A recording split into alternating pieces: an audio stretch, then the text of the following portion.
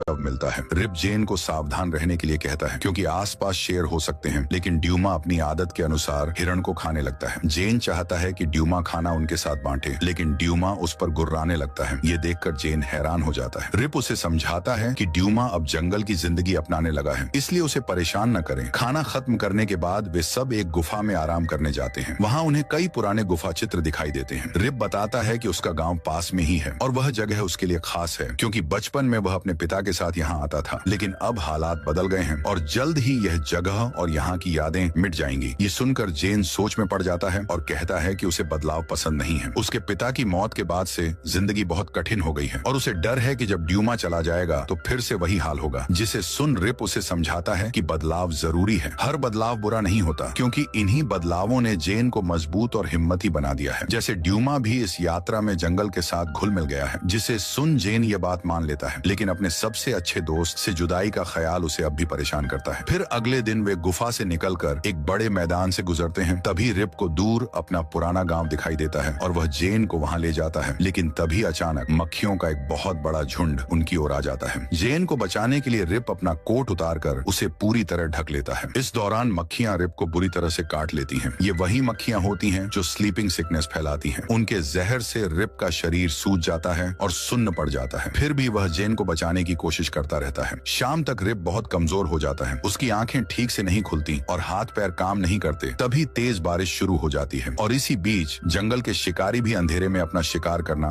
शुरू कर देते हैं। रिप घास इकट्ठा करता है और जेन से कहता है कि वह लाइटर जलाकर आग बनाए। फिर दोनों आग जलाने में सफल हो जाते हैं और बारिश रुकने तक आग के पास सुरक्षित रहते हैं। जब सब शांत हो जाता है तो जेन मदद लाने के लिए गांव जाने का फैसला करता है और डूमा से कहता है कि वह रिप पर नजर रखे। लेकिन जैसे ही लड़का आग के पास से दूर जाता है, शेरों का झुंड उस पर हमला कर देता है। जेन को खतरे में देखकर डूमा दौड़कर उसके पीछे जाता है और शेर का ध्यान अपनी ओर खींच लेता है। फिर डूमा अपनी तेजी से भागकर एक गुफा में घुस जाता है और शेरों से बचकर दूसरी तरफ निकल आता है। इसी बीच जेन गांव पहुंचता है और वहां एक बुजुर्ग से मिलता है। वह उनसे रिप की मदद करने की गुजारिश करता है। बुजुर्ग उसकी भाषा तो नहीं समझते, लेकिन फिर भी एक समूह को लेकर उसके साथ चलते हैं और रिप को आग के पास बेहोश पाते हैं। फिर वे उसे उठाकर ले जाते हैं। जेन अपने दोस्त डूमा को बुलाता है, लेकिन तभी डूमा को एक और चीते की आवाज सुनाई देती है। वह यह देखने के लिए उस ओर चला जाता है कि वहाँ कौन है। फिर अगले दिन जेन गांव के बाहर इंतजार करता है, जबकि बुजुर्ग लोग रिप का इलाज कर रहे होते हैं। उनकी मदद से रिप मक्खियों के जहर से ठीक हो जाता है। जब वह उठता है तो अपनी पत्नी, बच्चों और माँ से फिर मिलता है। अपने परिवार को देखकर रिप बहुत भावुक हो जाता है और इतने सालों तक दूर रहने के लिए माफी मांगता है। इसके बाद वह जेन को अपने परिवार से मिलवाता है। उसका परिवार जेन का शुक्रिया अदा करता है और जेन रिप को स्वस्थ देखकर खुश होता है, लेकिन उसे डूमा की चिंता होती है जो अभी तक वापस नहीं आया था। लड़का चीते की तलाश में गांव से बाहर जाता है और देखता है कि दो चीते मिलकर हिरणों का पीछा कर रहे हैं। दोनों शिकार पकड़ने में सफल हो जाते हैं। उनमें से एक डूमा होता है। जेन समझ जाता है कि अब डूमा सच में जंगल का हिस्सा बन गया है। यह देखकर उसे अपने पिता की बातें याद आती हैं कि असली दोस्ती यही है कि उसने अपने साथी को उसके असली घर में वापस जाने दिया। फिर आखिरकार मन भारी होते हुए भी जेन वहां से जाने लगता है, लेकिन तभी डूमा उसके पास दौड़कर आता है और हमेशा की तरह उसे प्यार से दुलारता है। जेन भी उसे गले लगाता है और अलविदा कहकर उसकी भलाई की दुआ करता है। वह कहता है कि वह अपने दोस्त को कभी नहीं भूलेगा। रिप यह सब देखता है और दोनों दोस्तों को अलग होते देख भावुक हो जाता है। जेन अपने आंसू रोक नहीं पाता। फिर कुछ दिन बीतते हैं और क्रिस्टन खेत में लौट आती है। वह खेत की देखभाल करती है और उम्मीद करती है कि उसका बेटा वापस आ जाएगा, लेकिन तब उसकी खुशी का ठिकाना नहीं रहता जब जेन को पीटर की मोटरसाइकिल के साथ देखती है और अपने नए छोटे दोस्त मचाका को भी साथ लाता है। इतने दिनों बाद अपने बेटे को देख क्रिस्टन दौड़कर उसे गले लगाती है और वादा करती है कि अब वह उसे कभी अकेला नहीं छोड़ेगी। इसके बाद दोनों अपनी जिंदगी नए सिरे से शुरू करते हैं। हालांकि हालात अब पहले जैसे नहीं हैं, लेकिन जेन को सुकून है कि उसने डूमा को उसके असली घर यानी जंगल में छोड़ दिया है। यह वही सीख थी जो उसे अपने पिता से मिली थी। तो दोस्तों, आपको यह कहानी कैसी लगी नीचे कमेंट करके बताइए।